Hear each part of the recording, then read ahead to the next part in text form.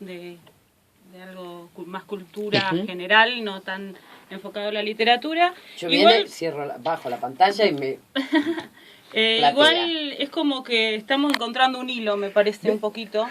Uno, viste que lo que tienen los flujos de información y de cuestiones así que se relacionan y te llevan a otra cosa, casi como los rizomas que diría Deleuze. Habíamos hablado un poco de Foucault hace como 2 semanas, creo, y esto, la arqueología del saber y lo que es el dominio del conocimiento y a lo que se considera conocimiento, que es muy, digamos, lo que se considera conocimiento y lo que se eleva a la categoría, lo que se canoniza, tiene que ver mucho con el parámetro sociocultural de cada época y con los intereses del poder en cada época, y también con el dominio de la población y qué sé yo. Y la semana pasada hablábamos un poco del Jazira y de las voces de otros lados que no son tan hegemónicas como tenemos siempre la voz colonial, ¿no? La voz del blanco, del imperio europeo, norteamericano, y esta cadena informativa que ya es internacional y que trae la voz de Medio Oriente, y que en asuntos de Medio Oriente y de África es ahora una voz privilegiada, porque realmente es completamente otro enfoque. Y un poco entre esas dos cosas me encuentro con una nota que le hace Eva Tolot a Tanela Boni. Acuérdense de este nombre, les pido por favor, repito, Tanela Boni. Tanela Boni, repetí. Tanela Boni. Que es una filósofa de Costa de Marfil, tiene 60 años más o menos, es una mujer muy joven, y que estudia, más que nada, se ha ocupado de estudiar, a través de sus ensayos filosóficos. Ella estudió en Francia, y por supuesto volvió a África, temas de derechos humanos, muy centrado en el rol, los roles de género y la situación de la mujer en África, y sobre todo el gran problema de la servidumbre y de la humillación que existe hacia la mujer en África, y también digamos el puente que está haciendo África, los cambios que está haciendo el continente, gracias o a pesar de o por la globalización. Y también el rol del conocimiento. Es central cómo ella estudia el rol del conocimiento. Primero, es una gran crítica del mundo académico, y una cosa que analiza en uno de sus ensayos, hay un ensayo de ella que es fundamental para mí. Hay 2 textos que, además de vasta producción, ¿no? Pero uno es un ensayo que pone entre signos de pregunta, escribe en francés, pone entre signos de pregunta, ¿que vivan las mujeres de África? Como viste el grito de guerra, ¿vivan las mujeres? Bueno, ¿vivan las mujeres? Lo pone entre signos de pregunta. Y es un ensayo que cuestiona mucho el conocimiento occidental sobre la situación de la mujer en África, la producción de ese conocimiento, el discurso que hay y los modos de intervención. Una de las cosas que dice, y también analiza, cómo es recibida la intelectual africana en los círculos europeos y norteamericanos. Y una parte del ensayo dice así muy textualmente: la intelectual africana ella es negra, o sea, no es esta la Sudáfrica, viste que en África es un continente tan desigual y tan vasto, y tienen una gran parte de musulmanes, de negros, de blancos. Sudáfrica sobre todo, con toda la colonización inglesa, hay muchos blancos. Ella dice, la intelectual africana es recibida en el círculo de intelectuales canonizados en el mundo académico, siempre y cuando se someta o esté de acuerdo con la voz dominante y profundice la línea de análisis de esa voz dominante. Si no, es acusada de varias cosas, empezando por feminismo extremo, falta de objetividad o falta de, de rigurosidad científica, resentimiento, y toda esta serie de cuestiones con la que siempre, el discurso dominante quiere callar al discurso emergente y al discurso distinto cuando se quiere hablar a sí mismo.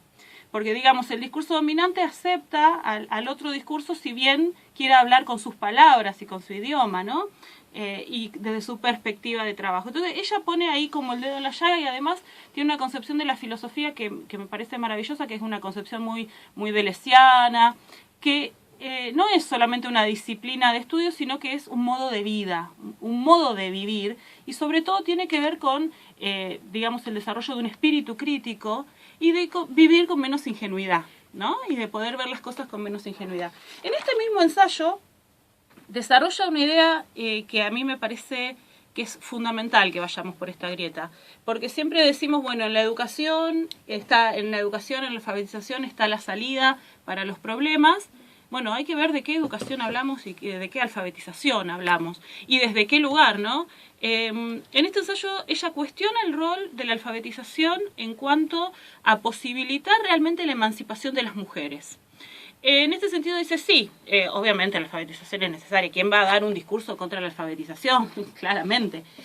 Dice que no es suficiente y que la escuela no es suficiente, en el sentido de que no se crea un conocimiento sólido y de que no se construye más allá de eso instrumental, que de última sirve sí para que estas, bueno, en este caso mujeres, pero también en general, ingresen a un mercado laboral en otras condiciones, en todo caso que tengan más conversación, dice ella como a modo de chiste, ¿no? Como, bueno, es un adornito, como eran los 50 en la universidad para las primeras mujeres, como ser una esposa más adornada, que mi mujer puede ir a una cena y hablar de arte, de literatura, no que realmente sea emancipada, sino que a la vueltita, bueno, siga lavando la ropa, digamos, pero que si la saco a pasearse para decir algo más que, mirá qué lindo vestido me compré.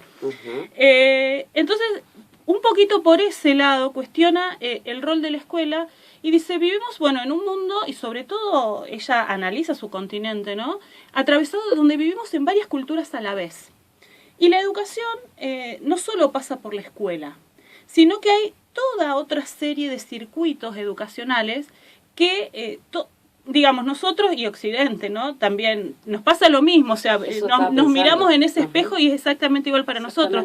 Yo preparaba la columna y digo, bueno, pongo la mente en blanco, soy extraterrestre y miro por un ratito nuestra vida y digo, yo no quiero eso. Están todos locos, digamos. Ella lo que dice es, bueno, tenemos todo el circuito no formal educativo, por ejemplo, estas nenas que van a la escuela y que van a ser alfabetizadas, siguen conviviendo con madres, con hermanas, con hombres, con cierto paradigma, con toda una tradición sociocultural que tiene raíces mucho más profundas que lo que van a estar aprendiendo en la escuela, suponiendo que en la escuela haya un conocimiento emancipador, que no es el caso, no sería el caso, ¿no? Por otro lado, diferencia esto de conocimiento y conocimiento emancipador. Y dice, voy a leer una cita de ella, de a ver qué considera emancipación y conocimiento emancipador y qué sé yo, para que nos pongamos, digamos, en esa sintonía. Dice, cada mujer debe ser capaz de entender la diferencia entre los saberes que son provechosos para su expansión personal y los que la mantienen en obediencia y sumisión masculina. Perfecto. ¿Qué saberes la van a liberar y qué saberes son instrumentales y no cambian el statu quo, digamos? Muchas veces decimos esto de, parece que paliamos situaciones, que mejoramos. Digamos, una alfabetización revolucionaria fue la de Freire. Esa fue una alfabetización liberadora, revolucionaria, basada en la educación popular. Hay otras que no son tan así. Ella dice, por ejemplo, bueno, vienen acá las ONG y los organismos internacionales y nos dicen, en la alfabetización está la clave de la emancipación de la mujer en África y del crecimiento del continente. Ella esto lo pone muy en duda. Dice, hace falta algo mucho más profundo, hace falta otras corrientes educativas y sobre todo ella dice que la emancipación no se logra ni a través de la escuela ni a través de la tradición, sino en las experiencias de vida. En estas experiencias de vida y en estos otros circuitos que uno recorre en su historia vital, que te van a llevar a descubrir tus intereses. Dice, no hay verdadera emancipación si las personas, digamos, no tienen el lugar, el espacio para descubrir sus propios intereses. ¿Y dónde se descubren sus propios intereses? Y no en el paradigma de la tradición, no adentro de la escuela. Sabemos muy bien que adentro de la escuela nadie descubre sus propios intereses, salvo lo que no te gusta. Bueno, a veces tal cosa me gustó. Pero sino en estas experiencias de vida. Dice, por eso las mujeres, cuanto más viven la experiencia de ser sometidas, más ahí es donde van a encontrar la necesidad de la emancipación. Y la importancia que ve ella en que existan cerca otros modelos de mujeres emancipadas que muestren que pueden ser otros modos de vida viables. Estamos hablando, yo les comentaba la otra vez cuando hablábamos, no me acuerdo qué tema de geografía era, creo que la imagen del globo terráqueo, y decíamos en la actualidad, y es una cosa en la que creo firmemente, la mayor causa de desigualdad es el lugar de nacimiento.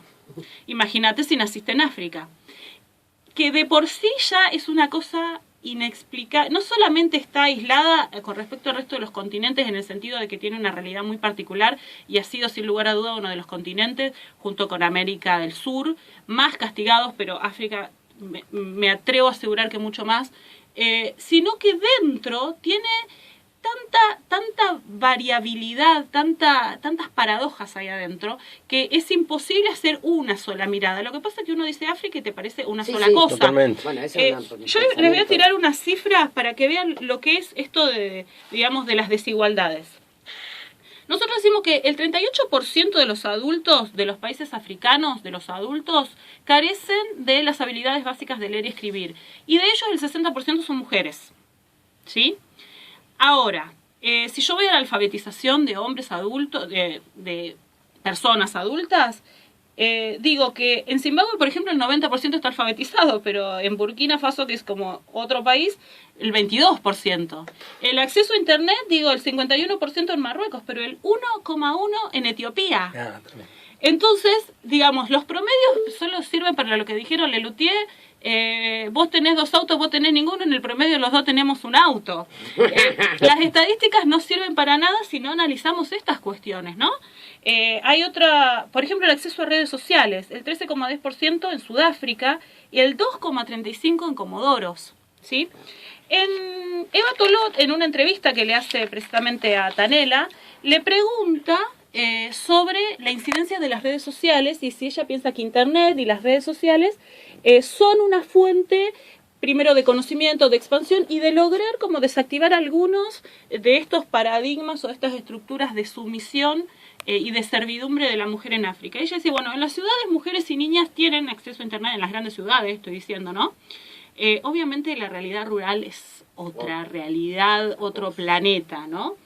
Tienen acceso a Internet muchas veces y las redes sociales son bastante populares, por ejemplo Facebook, muchas de ellas utilizadas como lugar de encuentro y como búsqueda del hombre ideal, también lo dice ella en su estudio, ¿no? Como bueno, nosotros también lo usamos para eso, o sea, para histeriquear, digamos, un poco. ¿Qué personaje? Yo no voy a buscar el sentido de mi vida a Facebook. Por otro lado, dice que hay muchas asociaciones de mujeres que utilizan Internet para realmente poder dar en conocimiento general sus objetivos, sus luchas, el trabajo que están realizando y lo que pretenden llevar a cabo. Sí, y también dice ella, bueno, sirve para que en el continente se tenga, digamos, también alguna especie de conocimiento de lo que está pasando en el resto del mundo. Pero como todo dice, bueno, Internet es una gran bolsa donde está lo bueno y lo malo. Hay diferentes usos, también los hombres están teniendo acceso a Internet y a igual medida en ese sentido, y los diferentes usos que se le da y la significación, y así como te encontrás con cosas que pueden servir para la emancipación, todo lo contrario puede llegar a suceder, ¿no? La trata también estar presente ahí. Totalmente, y también todo el tema de la publicidad y de esta occidentalización, esta venta de Occidente como el ideal para los países que no pertenecen, digamos, a esto. Lo que dice ella, en definitiva, es Internet te puede dar un aire fresco, te da un ratito para soñar, pero no hace cambios reales en el mundo. Coincido absolutamente. Obvio. Entonces le dice la periodista, bueno, Tanela, la alfabetización decís que no alcanza, Internet, ahora tenemos la panacea de la tecnología, ¿te parece que tampoco no? ¿Qué herramientas considerás vos? Bueno, habla de esto del conocimiento emancipador, de la educación vista más transversalmente. Dice, conozco muchas mujeres que no pasaron por la escuela y sin embargo tienen conciencia de sí, de sus intereses, del mundo donde viven y del rol que les toca en ese mundo donde viven, y no tiene nada que ver esto con la educación formal, escolar. Y sí apunta mucho a las herramientas legales. Dice que las leyes, tanto las leyes locales de los distintos países, sabemos, por ejemplo, no sé, en India está prohibido el casamiento de menores de edad, pero es una tradición, sobre todo en el ámbito rural, que los padres casen a niñas de entre 8 y 12 años con hombres de 30 años para arriba. Está prohibido por la ley y si te descubren te van y te meten preso, pero en realidad es una práctica que se sigue realizando. Es una ley del país, pero es una práctica que sobre todo en sectores rurales se sigue realizando constantemente. Entonces, dice ella, la herramienta de la ley se tiene que hacer cumplir. Y también el tema de los tratados internacionales o las leyes internacionales en contra de la discriminación y de la violencia, ¿no es cierto? Me voy a quedar con una frase para terminar con esto. También escribe poesía y novela, Canela. Tiene una novela que se llama Los negros no van al cielo, que no la he leído, pero encontrándome con el material de ella, digo, bueno, me gustaría leerla. Y ella en la entrevista lo que dice es que a través de la novela puede plasmar otras realidades que en el ensayo filosófico no, o sea, se queda mucho más abierto a realmente mostrar. Y bueno, lo que tiene la ficción, ¿no? Que tiene este sin límite, que el ensayo filosófico tiene otras, digamos, otra estructura, otro modo de comunicar. También es una poeta premiada y es una de las organizadoras del Festival Internacional de Poesía que se realiza en Costa de Marfil. En la ex capital, que me voy a tener que fijar el nombre, se llama Abiyán. Ella es una de las organizadoras de este festival de poesía. Me quedo con la frase de ella que dice: la mejor manera de emanciparse es la de ser consciente de los propios intereses. Pero no se aprende a ser consciente de los propios intereses ni en la escuela ni a través de la tradición, sino más bien por medio de las pruebas a las que la vida nos somete. Tremendo. Muy lindo. Muy bien, Tanela. Tanela Boni, y la vamos a recomendar, buscarla, y seguir encontrando estas voces que nos hablen de sí mismos y no los discursos sobre, y menos el discurso colonial.